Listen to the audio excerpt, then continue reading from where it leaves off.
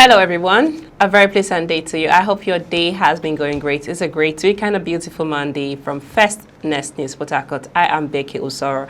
It's that time of the show, Citizens Dialogue, where we discuss trending and interesting political topics. Join me on set to have this conversation is King Sochalo. Sit back, relax and enjoy all we have for you on this beautiful segment.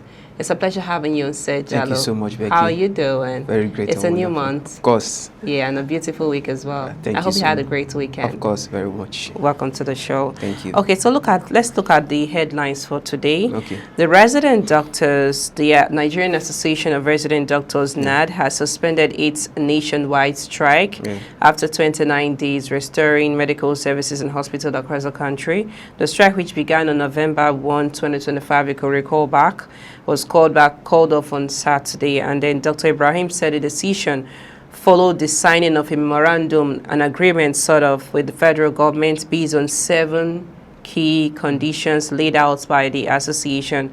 He revealed that the 2 of the 7 demands, the release of professional allowance table and the approval for doctors entry level to be placed at the CONMES 3 have already been implemented.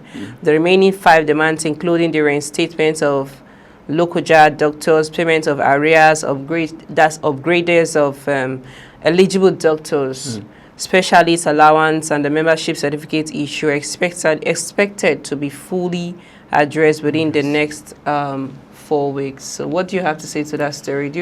Do you agree to, when they call off strike, before they're actually back and they're giving us like 4 wees for the government to be able to fix these things? Actually, reversing this strike, initially to me, I see it as a Christmas package for Nigerians. You see, it seems the Institutes of Health are really, making sure that the well-being of Nigeria are well secure this Xmas season. But looking aside these demands that is from the health institute, I think these demands that they are requesting for, it's nothing, it's something that I believe the federal government can really handle and tackle. Yeah, payment of arrears, very important. Yes, and also upgrade of facilities and thereabouts.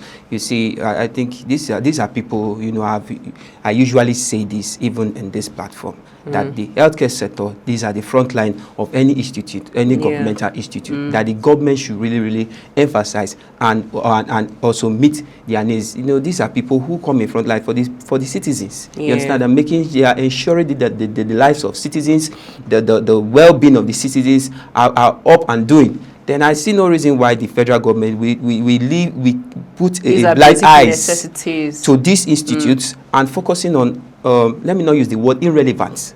You understand? Because I know, yes, the insecurity in the country has really, drawn the attention of the government, and probably he might be taking 1 or 2 steps, working on it. Yes, we know about that. But working on insurgency, working on insecurity, that doesn't deny you the fact that you must neglect the health institution. Okay. You understand? So I will recommend the president, the federal government of Nigeria, to really look on this health institution and make sure all the requirements, all the necessary demands are being given to them so that they will continue. Because raising up this, suspending this strike is approximately, I think, 4 weeks. And definitely we are looking at maybe the ending of this month, it will be called on again on strike. Is uncalled for. So I urge the federal government to really do the needful. Why this strike here and there? Okay, look at the aspect of ASU strike. Look at so many strike here and there. Should really come to an end. It is getting worrisome. So the government should really bring an end to it. Okay. Yeah. So we're hoping that before the 4 weeks time they've given, that the government will ascertain to. Yes, let's just say hoping. Let's just say hoping. Okay. After 2 years and 11 months of President Tinubu's administration, he has transmitted the list of 32 ambassadors, designate nominees to the Senate, seeking their confirmation for Nigeria's next set of diplomatic postings. In a statement issued on Saturday by Bayo Onanuga, Special Advisor to the President on Information and Strategy, the nominees comprise 17 non-carriers, diplomats, and 15 career officers selected to represent Nigeria in key global capitals and multilateral institutions. So let's take a look at the names of the nominees. Afterwards, I'd like to hear your thoughts. Okay. If the people nominated, looking at their past administrative positions, what do you think? Do you think they actually fit for this position? Yeah, I think you've seen the names that are nominated. So let's take a look at about few. Reno Omokri, Professor Mahmood Yakubu Bauchi, former INEC chairman, and then Chief Fani-Kayode, sorry, yes. that's a former aviation minister. So yes. then we can recall back at the former Jonathan's aide was once a very critical President Tinubu and even staged a protest against him at Chatham House in London. And he wrote after the protest that Tinubu will never forget the protest. We just pulled off at Chatham House. He was disgraced and could not get out of his car. He had run away. They harassed Tinubu out of London protest against drug lord. Your Tinubu at Chatham House. So what do you have to say to this story? Honestly speaking, it's an unfortunate thing, in the third year of the president, President Tinubu. This is when he is, nominating, individuals into the role of an ambassador in the country. I think if you look at this is an attribute to one of the critics and one of the infantry on the U.S. President Donald Trump on the insecurities issue, whereby it stated that it's unfortunate Nigerians don't even have an ambassador to represent the country in a critical time like this. You understand? This is something that would have been done long time ago. You understand? So if not for the infantry of the U.S. President, I don't think there will be an idea or a momentum for the president to be able to have the idea of bringing that. Now, aside that,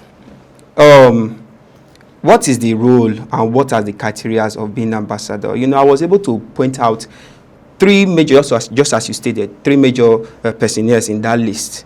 Yes, we have the career nominees and the non-career. Now, I was able to point out three major people, who have been in regular positions in the country.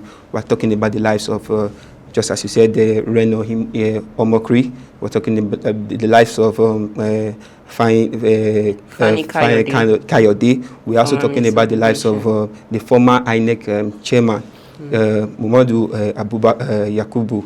Now, these three people, we all know the previous roles. And we can also recall most of their critics towards this same administration, bringing them out as an ambassador. Now, we all have, I was able to jot out some skills and qualities of an ambassador. Now, I'm going to start from, yes, one on the list is a cultural adaptability. Now, I will give this credit to that of Fani-Kayode, once a minister of cultural and tourism before he became the minister of aviation. You understand? So I believe in this aspect, he might be able to run the position of an ambassador well. Now, looking at the other side, now we could recall that this was someone who came criticizing this same person, this same president, who is bringing him into an ambassadorial role. Now, he called him, he criticized him, being a drug lord, based on of the president's alleged past history, which most Nigerians might not recall.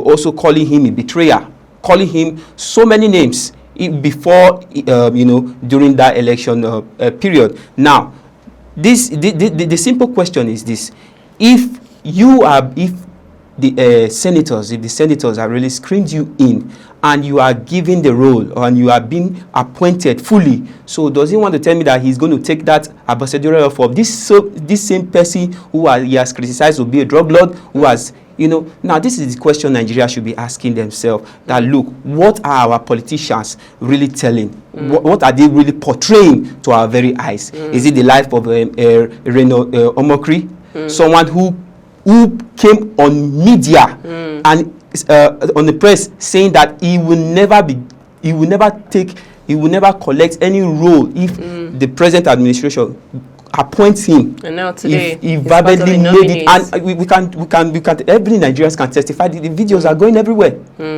And he is the same person when he was nominated. Appreciated this same person is sworn that he will never work under his own administration, calling him saying he's a man of understanding, a man of passion, and he has shown him forgiveness. This same person, you criticize his own policies, you criticize his identity.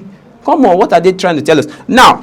Among my qualities, among my ambassadorial qualities, now we are looking at integrity and discretion. Now, an ambassador must manage sensitive information and uphold national value. Now, still in the case of Reno Omokri, we could recall, because I follow his social media handles on Facebook, and I could see the critics leaving aside the present administration, how he has been criticizing the former Anambra State Governor Peter Obi on so many occasions, on countless occasions, saying that his administration as a governor was poor, so many things. Now, how does he match the role of an ambassador when he doesn't have that bringing a good discretion on other fellows?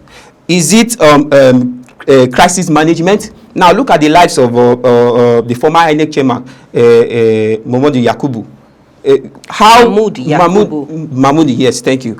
How has he been able to manage the previous institution, which he was given the role as a chairman? Look, we can all testify to the various elections, how it was run when he was on seat as the INEC chairman. Okay, can he testify that there was no crisis? Being a chairman of an organization, of an institution, which was the INEC, were you able to put things in place? Were you able to make accurate securities for non-violent in the previous election? What can you testify? What can you place down? How would I put it? So what you're trying to say is that these people are not fit for this position. Probably in qualifications they might be fit, but in Nigeria, we're expecting new people. Exactly, people who let's try something new. These are people that we know they are past administration. There are a lot of people who hold these degrees in this country. There are a lot of graduates out there who are seeking for the position of this ambassadorial position. Why can't the president go on search and look for this set of people? Why can't they be screening for people who are eligible to apply, rather than bringing in those who have gone into different political scale in so many dimensions in the country, who are at that same process be given bad records? Do the appropriate research on these individuals in order for them to be given that position as an ambassador. Thank you so much. It's still the show Citizens Dialogue on First Next News Port Harcourt. I am Becky Usoro. Still here on set with me is King Sojalo. Let's go for a short break. Please stay with us. Welcome back to the show, Citizens Dialogue on First Next News Port Harcourt. I am Becky Usoro. Thanks for staying with us. The special advisor to President Bola Tinubu on policy communication, Daniel Bwala, has said that the federal government will unveil the financiers of terrorism in Nigeria in the coming days. He made a statement in a media interview yesterday. We're still talking about insecurity. Yes. Well, in the case of Daniel Bwala, he bringing out this statement, I think is also one of the I don't think this is not even the first time we're hearing stories like this. Exactly, it's a good one, but I think it's not what should be publicized. It's something that they would have done. No, I think it should be publicized because we need this, it's a question that the people need to hear. So that's an answer to a question of the citizens of Nigeria. But when it comes to insecurity in general. The most important thing is the government should, it should do the needful rather than trying to bring, the people want results. You understand? Whether trying to explain the financial means to the people on how they will tackle insecurity, that is not what the people want to hear. Is that this problem happening in Nigeria is resolved, is stopped. The killings or whatever, even if he spends million or whatever, spend huge amount of money in terms of That is not what Nigeria want to see. Nigeria want to see the end of the crisis. Nigeria want to see the, you understand, because no one is interested. Everything is, you know, is a gradual process. It's a gradual process, but no one is interested in the financial strategies. We are interested. Yes, it's a pleasure having you on set. Thank you so much, Becky. Thank you so much, Jello. That's all on the show for today. Citizens Dialogue on First Nurses Port Harcourt. I am Becky Osoro. Many thanks for watching. Bye for now.